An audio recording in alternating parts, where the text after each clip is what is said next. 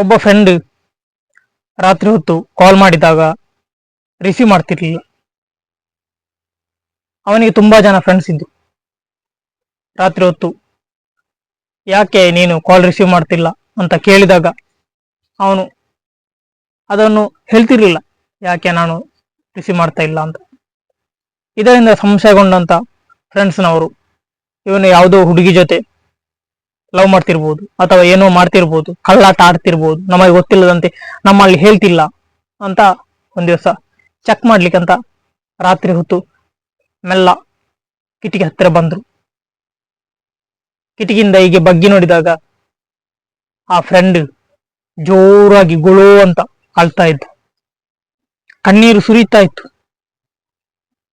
ಇವರಿಗೆ ಆಶ್ಚರ್ಯ ಆಯ್ತು, ಯಾಕಪ್ಪ, ನಾನು ಕಾಲ್ ಮಾಡ್ತಿದ್ದೇನೆ, ಅನೇಕರು ನನ್ನ ದೋಸ್ತಿಗಳೆಲ್ಲ ಕಾಲ್ ಮಾಡ್ತಿದ್ದಾರೆ, ಇವನು ರಿಸೀವ್ ಮಾಡ್ತಿಲ್ಲ, ಈಗ ನೋಡಿದ್ರೆ ಅಳ್ತಾ ಇದ್ದಾನೆ, ಯಾರಿದ್ದಾರೆ ಎದುರುಗಡೆ, ಯಾರಿದ್ದಾರೆ? ನೋಡಿದಾಗ ಅವನ ಮನೆಯೊಳಗಡೆ ಯಾರು ಇರ್ಲಿಲ್ಲ. ತಾಯಿ ಫೋಟೋ ಹತ್ರ ನಿಂತು ಅದನ್ನು ದಿಟ್ಟಿಸಿ ನೋಡುತ್ತಾ ಅಳ್ತಿದ್ದ. ವಿಷಯ ಬಂದು ಕೇಳಿದಾಗ ವಿಷಯವೆಲ್ಲ ತಿಳಿಯಿತು. ತುಂಬಾ ಸಣ್ಣ ಇರುವಾಗಲೇ ತಾಯಿ ತೀರಿಕೊಂಡಿದ್ದಾಳೆ ಅಂತ. ತುಂಬಾ ಕಷ್ಟಪಟ್ಟು ಜೀವನ ಸಾಗಿಸ್ತಾ ಇದ್ದೇನೆ, ಅದಕ್ಕೋಸ್ಕರ ಧೈರ್ಯ ಇಲ್ಲ ನನಗೆ. ಆದರೆ ಬೆಳಿಗ್ಗೆ ಅವರೆಲ್ಲ ಕೇಳ್ತಾ ಇದ್ರು, ನೀನು ತುಂಬಾ ಸಂತೋಷದಿಂದ ಇರ್ತೀಯಲ್ಲ, ರಾತ್ರಿ ಹೊತ್ತು ಹೀಗೆ ಏಕೆ ಅಂತ. ನಾನು ಎಷ್ಟು ಕಷ್ಟ ಇದ್ರು ಕೂಡ ಬೆಳಿಗ್ಗೆ ಅದನ್ನು ನಿಮ್ ಜೊತೆ ತೋರಿಸ್ಕೊಳ್ತಿರ್ಲಿಲ್ಲ. ರಾತ್ರಿ ಹೊತ್ತು ಎಲ್ಲವನ್ನು ಗಟ್ಟಿಯಾಗಿ ಇಟ್ಕೊಂಡು ರಾತ್ರಿ ಹೊತ್ತು ಎಲ್ಲವನ್ನು ಮನೆಯಲ್ಲಿ ಬಂದು ಅಳ್ತಾ ಇದ್ದೆ ಅಂತ ಹೇಳಿದ.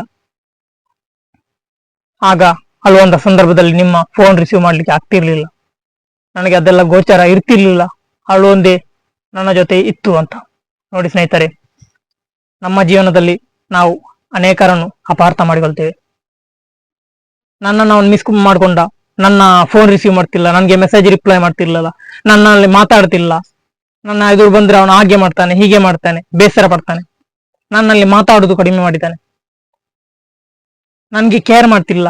ಬಾಯ್ ಫ್ರೆಂಡ್ ಆಗಿರ್ಬೋದು, ಗರ್ಲ್ ಫ್ರೆಂಡ್ ಆಗಿರ್ಬೋದು, ಹೆಂಡತಿ ಆಗಿರ್ಬೋದು, ಗಂಡ ಆಗಿರ್ಬೋದು, ಮಕ್ಕಳು, ಸಂಬಂಧಿಕರು ಅಥವಾ ಫ್ರೆಂಡ್ಸ್, ಇವರೆಲ್ಲ ನನ್ನ ಕೇರ್ ಮಾಡ್ತಿಲ್ಲ, ಹಾಗೆ ಹೀಗೆ. ನನ್ನಲ್ಲಿ ಕೋಪ ಇರ್ಬೋದು, ಯಾರೋ ಬೇರೆಯವರು ಸಿಕ್ಕಿರ್ಬೋದು, ಒಳ್ಳೆ ಫ್ರೆಂಡ್ ಸಿಕ್ಕಿರ್ಬೋದು, ಒಳ್ಳೆ ಗರ್ಲ್ ಫ್ರೆಂಡ್ ಬಾಯ್ ಫ್ರೆಂಡ್ ಸಿಕ್ಕಿರ್ಬೋದು. ಹಾಗಲ್ಲ, ನಿಜವಾಗಿಯೂ ಎಲ್ಲರಲ್ಲೂ ಒಂದೊಂದು ಸಮಸ್ಯೆಗಳಿರ್ತವೆ. ಕೆಲವರು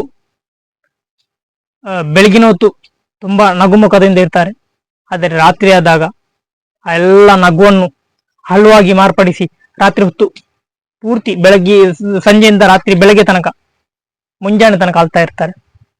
ಆದ ಕಾರಣ ನಾವು ಯಾರು ಕೂಡ ಯಾವತ್ತು ಯಾರನ್ನು ಅಪಾರ್ಥ ಮಾಡಿಕೊಳ್ಬಾರ್ದು.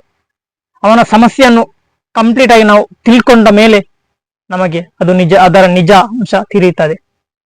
ಎಲ್ಲಿ ನಾವು ಅಪಾರ್ಥ ಮಾಡಿಕೊಳ್ತೇವೆ ಅಲ್ಲಿ ಕೋಪ ತಾಪಗಳಾಗ್ತವೆ, ಅಸೂಯೆ ಆಗ್ತದೆ, ಮತ್ಸರ ಆಗ್ತದೆ, ಕೋಪದಿಂದ ಇರ್ತೇವೆ, ನಾವು ಇನ್ನೊಬ್ಬರನ್ನು ಅಸೂಯೆ ಪಡ್ತೇವೆ.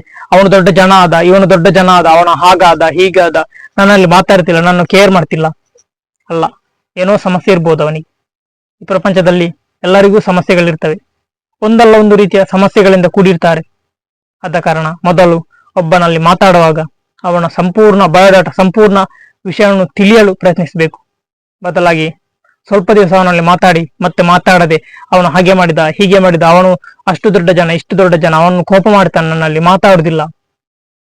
ಅದಕ್ಕೋಸ್ಕರ ನಾವು ಅವನ ಸಂಪೂರ್ಣವಾಗಿ ಅವನ ಜೀವನದ ನಿಜಾಂಶವನ್ನು ತಿಳಿದರೆ ನಿಜವಾಗಿ ಅವನು ಯಾಕೆ ನಮ್ಮಲ್ಲಿ ಮಾತಾಡ್ತಿಲ್ಲ, ಯಾಕೆ ಕೇರ್ ಮಾಡ್ತಿದ್ದಾನೆ, ಯಾಕೆ ಕೋಪ ಮಾಡಿಕೊಳ್ತಾನೆ, ಏನು ಕಾರಣ ಅಂತ ತಿಳಿತದೆ. ಹಾಗಿದ್ದರೆ ನಮ್ಮಲ್ಲಿ ಯಾವತ್ತೂ ಅಸೂಯೆ ಬರಲ್ಲ, ಮತ್ಸರ ಬರಲ್ಲ.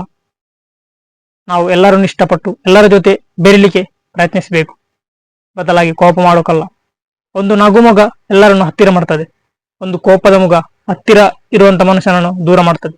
ಅದಕ್ಕೋಸ್ಕರ ಪ್ರೀತಿಯಿಂದ ಸಂತೋಷದಿಂದ ಎಲ್ಲರನ್ನು ಇಷ್ಟಪಟ್ಟು ಜೀವಿಸಲು ನಾವು ಪ್ರಯತ್ನಿಸೋಣ. ಧನ್ಯವಾದಗಳು.